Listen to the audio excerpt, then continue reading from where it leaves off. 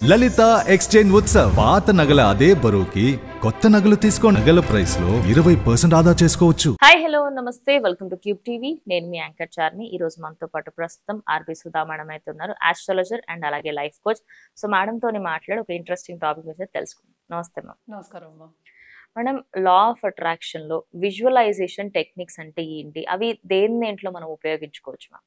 తప్పక అది మాట్లాడదాము. కానీ మన లా ఆఫ్ అట్రాక్షన్ గురించి చాలా టెక్నిక్స్ అది మాట్లాడుకుంటూ వచ్చాము. చాలా వీడియోస్ ఉన్నాయి, వెనకెళ్ళి చూసుకోవచ్చు. దాంట్లో భాగంగానే విజువలైజేషన్ అనేది జనరల్గా చెప్తూ ఉంటాం. ఎందుకని చెప్తాము అంటే, ఏదైనా మన డిజైర్ మేనిఫెస్ట్ అవ్వాలి అంటే ఏంటి, మన కోరిక మేనిఫెస్ట్ అవ్వాలి అంటే మేనిఫెస్టేషన్ టెక్నిక్స్ కింద వస్తుంది ఇదంతాను. అది కోరుకున్నది మనకి సిద్ధించాలి, తెలుగులో చెప్పాలి అంటే అంటే పొందాలి, గమ్యం చేరుకోవాలి అంటాం.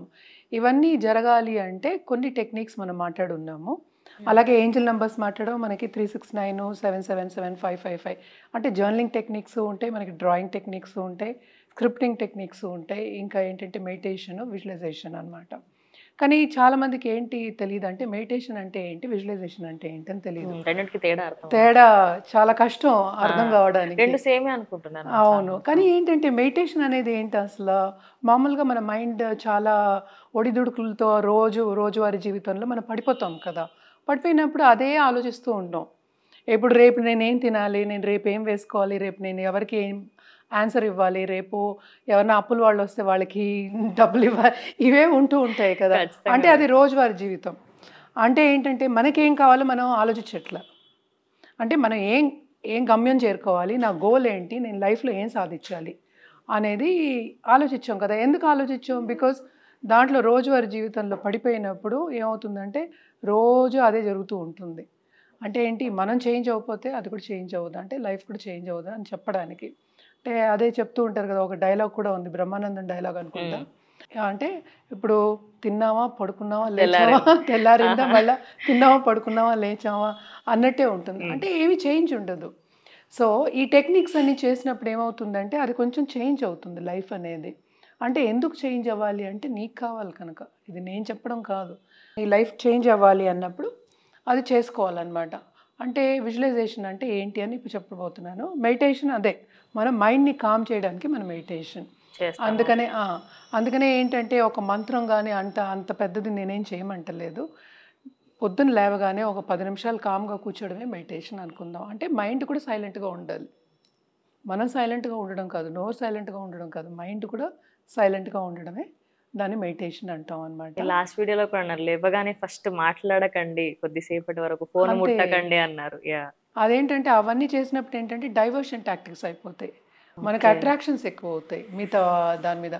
మన గోల్ మీద మనకి గుర్తుంటుంది, యాక్చువల్గా మర్చిపోతాం, మనం ఏమనుకుంటున్నామో అది మర్చిపోతాం. అందుకని కొంచెం కామ్గా ఉన్నప్పుడు ఏంటంటే అది గుర్తొస్తుంది అనమాట.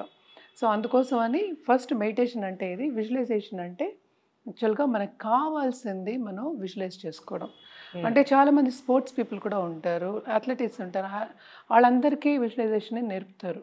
అంటే ఏంటి, మనం ఈరోజు అంటే ఆ రోజు మ్యాచ్ ఉంది అనుకుందాం, ఆ రోజు వాళ్ళు కాంపిటీషన్ విన్ అవ్వాలి, లేకపోతే ఆ కాంపిటీషన్లో పాల్గొంటున్నారు అనుకుందాము. అనుకున్నప్పుడు వాళ్ళు ఏంటంటే ఎలా నుంచున్నారు, ఎక్కడి నుంచి ఉన్నారు, ఎంతసేపట్లో అది కంప్లీట్ చేశారు అంటే ఆ గోల్ని, అంటే ఆ కాంపిటీషన్ కంప్లీట్ చేయడమే వాళ్ళ గోల్ కదా ఎవరిదైనా సరే. సో ఎంతసేపట్లో కంప్లీట్ చేసాము అనేది వాళ్ళని ముందే ఆలోచించుకోమంటారు, అంటే విజువలైజ్ చేసుకోమంటారు. ఎందుకని విజువలైజ్ చేయాలి? విజువలైజ్ చేసినప్పుడు ఏమవుతుందంటే మనకి అది మైండ్లో గుర్తుండిపోతుంది. అంటే సబ్ కాన్షియస్ మైండ్లో అది పడిపోతుంది.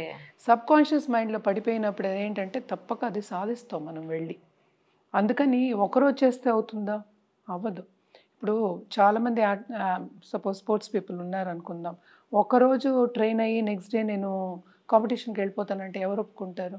మనమే ఒప్పుకోం, పక్క వాళ్ళు ఎందుకు? సో ఏదైనా సరే ఇది కంటిన్యూస్గా మనం చేసినప్పుడు తప్పక మనకి గోల్ అనేది మనం సాధించగలుగుతాం అనమాట. అందుకని విజువలైజేషన్కి అంత పవర్ ఉంది.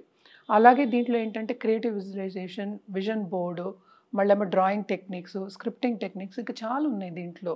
ఇది ఎవరెవరు చేయొచ్చు అంటే ఎవరైనా చేయొచ్చు, ఎవరు ఆపట్లేదు మనని, మనం చేసుకోవడమే అంతే. అది చెయ్యాలి అంటే ఎవరి కోరికను బట్టి మనం చెప్తాం. మాట్లాడేది ఏంటి, మనం జనరల్గా మాట్లాడడం, కానీ వాళ్ళ కోరిక ఏముంది అని తెలుసుకున్నప్పుడు మనం కరెక్ట్గా వాళ్ళకి ఒక సొల్యూషన్ అనేది ఇవ్వగలుగుతాం అనమాట.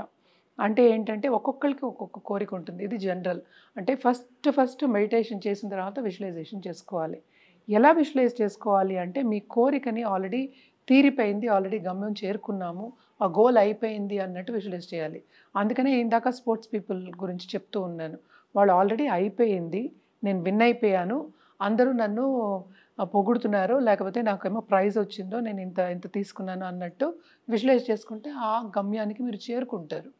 సో అదే డిఫరెన్స్ అనమాట మెడిటేషన్కి విజువలైజేషన్కి.